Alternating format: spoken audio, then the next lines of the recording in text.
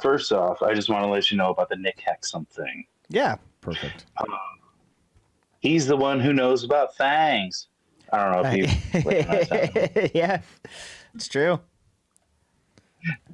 So yeah, the Shatner thing. He was actually, I don't know if you guys follow too much, but Alex was talking about it because local DJ Mancow is actually friends with Shatner, and it's most likely he was referring to the cataclysm that many of the elites might know about what's happening. You know, pole shift, well, whatever it might be. Okay. You know, as what Jesus in the Bible says, no man will know the time or day or what it actually is. Okay. But yeah, that's what it is. And back to Tokyo here. Yeah. Now remember, guys, I owned a comic book store in the nearest burbs of Chicago, so I actually know what it is. It was actually that is the hovercraft from the Green Goblin. Ooh. Okay. I see that. I do see that. Interesting take. Yep. I think we just saw Now- that. Good job. now- Looked pretty similar. Good job. And if people are saying that's fake, kind of, sort of, yeah, it was actually the Chupacabra riding a hovercraft. That's what it was. A chupacabra. So a chupacabra left Mexico to go to Tokyo to ride the Green Goblin hovercraft? And ICE didn't get a hold of him? Everyone knows that Mexico has the best hovercrafts, period. I was not aware of this. I mean, I had no idea. and and back to the 3-Eye Atlas, okay? Yes. So what it actually is do you know the supervillain Galactus from the Marvel Comics? Of course. Silver Surfer, yeah. Yeah. Herbie So what he was definitely trying to do, he was straddling Saturn's rings to give the planet Saturn an upper decker, and he slipped. And that's actually it's just Galactus space turd floating around. An That's what upper it was. decker, he said. I haven't heard upper decker in like 30 It's been years. a while. It's definitely been a Oh while. my goodness. Oh my goodness. That's terrible. So these are some interesting theories, man. Hilarious. Yeah, I think they're all legit, and I believe every single one. Yeah, these are not theories; they're all true.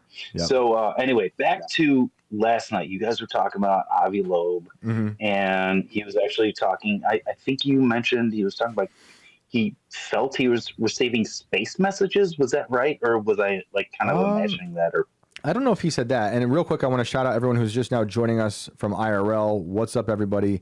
We're talking about Tokyo, UFOs, Trump, and nuclear sites.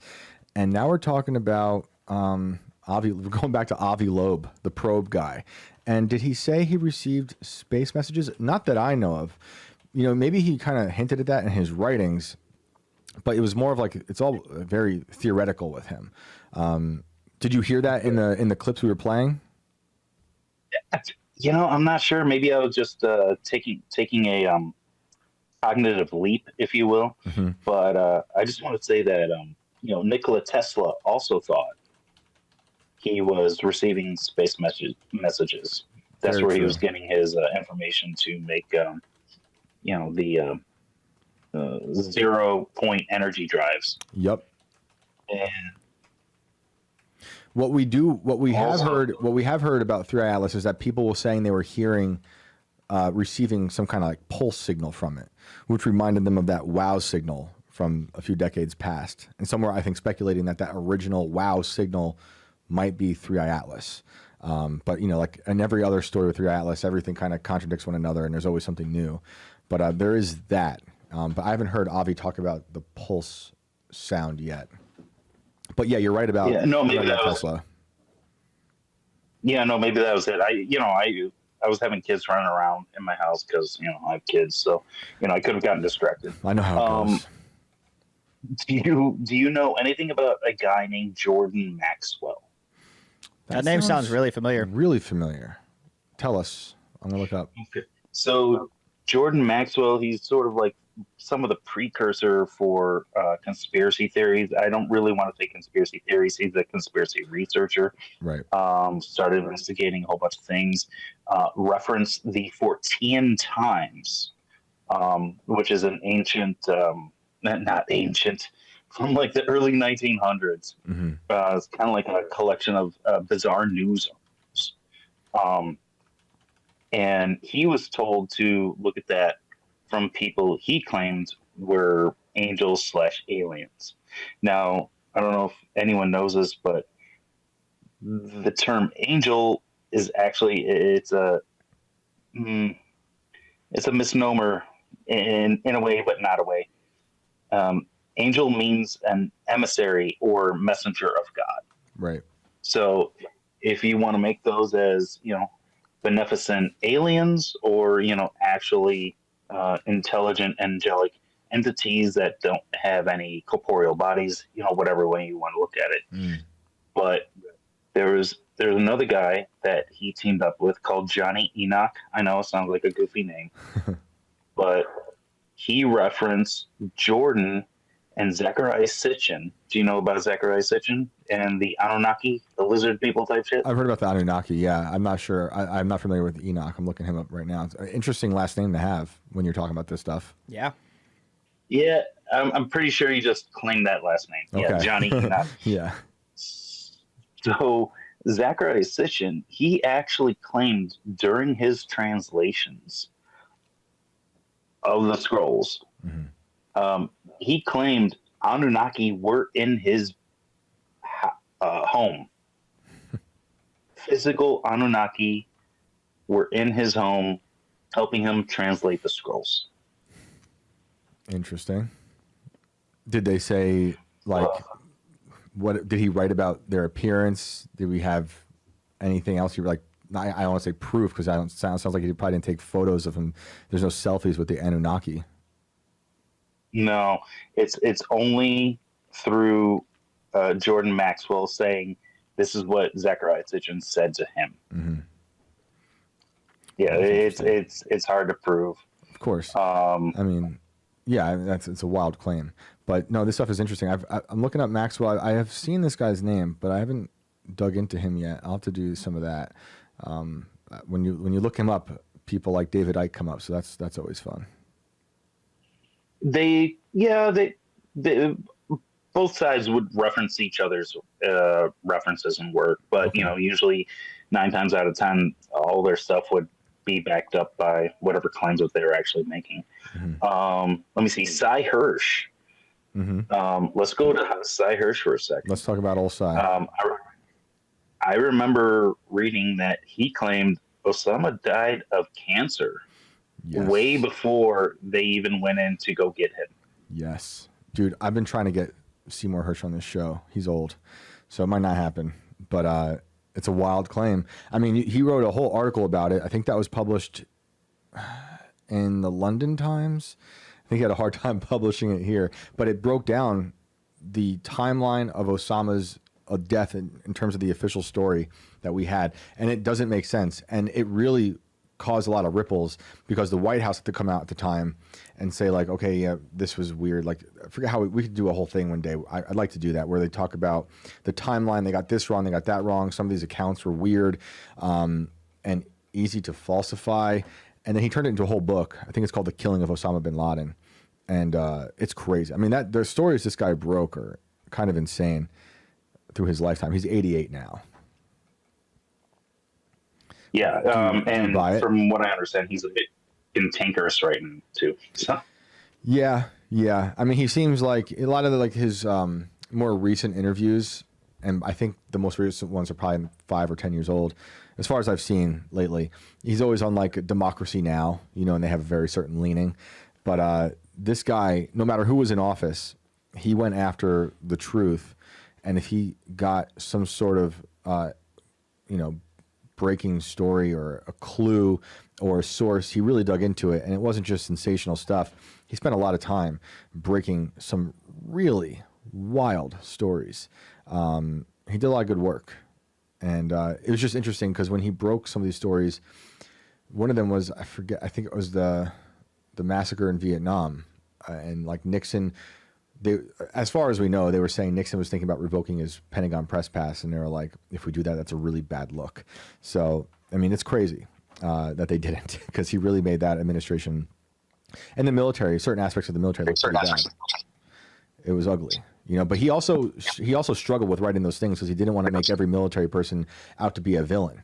And he talks about that too, because he was worried that if he broke this story and people found out that there were soldiers, U.S. soldiers in Vietnam, doing things like throwing babies in the air and catching them with their bayonets and killing them and doing all these insane murder sprees, it would reflect badly on the whole military. I wonder what that was like back then when that story broke, just on the ground. I'd be curious to know. But yeah, crazy journalist. Yeah, he was always deep and dirty in it. And yeah, I kind of love him for it. Me too. Let me see. And so here's the thing with the nukes, you guys. And I'm glad you actually covered it with the animated flashes of the nukes. Mm-hmm. So back when Jesus was doing his works, he went to a cave with lunatics in it, and remember where we get the term lunatic from is from the word moon, luna, lunatic, right?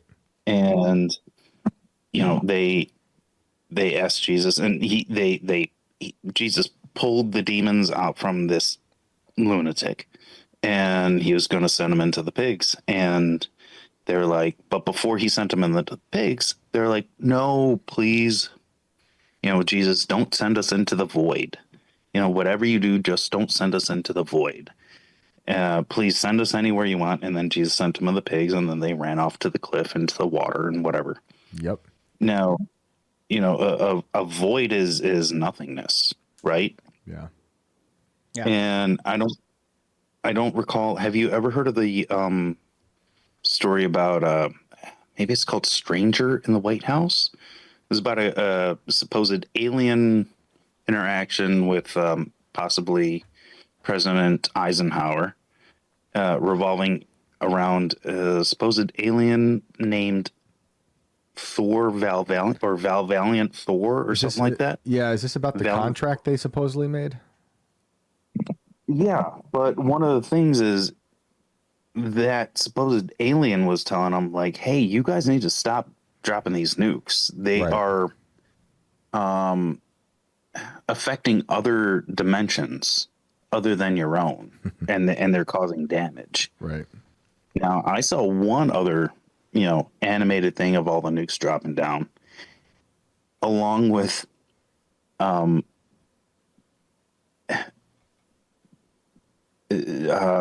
demonic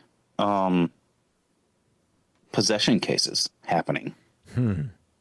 And the timing added up real well. So if you are dropping a nuke and it's ripping holes in the fabric of space-time, you know, into maybe, let's say, a void, and they're ripping things out of it, you know, I don't know. It's just some mind candy right there. I agree. I mean, I think one of the greatest gifts David Lynch gave us before he died was that episode of Twin Peaks. I talk about it all the time. Talk about it last night. But I think he was trying to get at with that episode when we started dropping it, and he showed us his version of Trinity, and then right after that explosion, he shows us like how, you know, for anyone who's watched Twin Peaks, how like the demon of Bob and others were able to come to Earth, as if we ripped open a hole through space-time, and that bled through, and now that's how we got all this new evil. And I think that's such a great visual representation of how that happens. We talk all the time about different ways the demons, or however you think about them, might use technology or electricity to communicate or to manipulate with us. That episode does such an interesting job of doing it. And if I advise everyone to watch the entire 3 seasons, but I know it's a lot there. But that season 3, called The Return, episode 8, when he shows the atom bomb, the Trinity exploding, and then this terror in the universe and the demons coming through from the dark realm, or whatever he called it, I think that's fascinating. No, that is super damn cool. It's so good.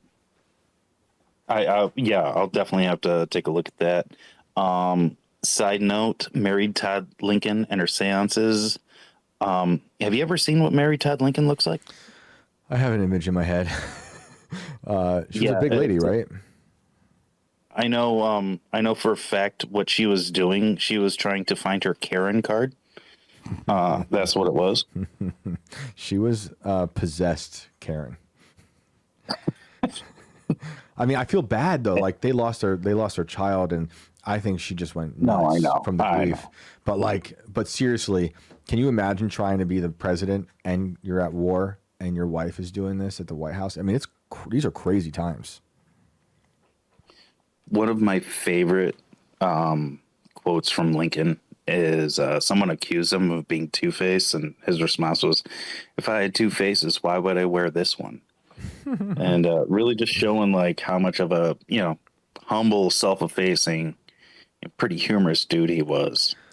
His second face was in the image that we showed earlier of the comet blasting past Earth. I still have some issues with Lincoln. I think he gets off too favorably in the annals of history. Generally, yes. From what I understand, he wasn't the stand-up citizen that everybody proclaimed him to be. He wanted war, and also, everyone's complex. And also, I don't think Jefferson Davis was the devil everyone made him out to be. This guy, they adopted a black kid. I mean, it's just such a funny thing to think about. I mean, look at politics today. A lot of people are made out to be things that they're not, and it's a nonstop thing every single day with more and more people involved. Unless you're Peter Thiel and you're watching right now, or Sam Altman. But no, I totally agree. Like Jefferson Peter Thiel Davis spits out his cup of blood. Like Jefferson Davis, they adopted this black child that his wife saw getting beaten in the streets in Virginia, and they took that boy with them on the run. And the Union basically kidnapped him. I mean, you don't really know the official story, but that is, as far as we know, they took him and they never saw him again. George Washington's teeth were made out of like slaves and random animals' teeth, just like mine, actually. It's like, where was he? Was he getting them from like deceased slaves, or there's a whole thing behind that I want to look into as far as some of that stuff that I saw. But yeah, man, I appreciate the phone call. Great to hear from you again, and thanks for all the info. Have a great one, guys. I love the show so much. Thanks, man. We appreciate it. Take it easy.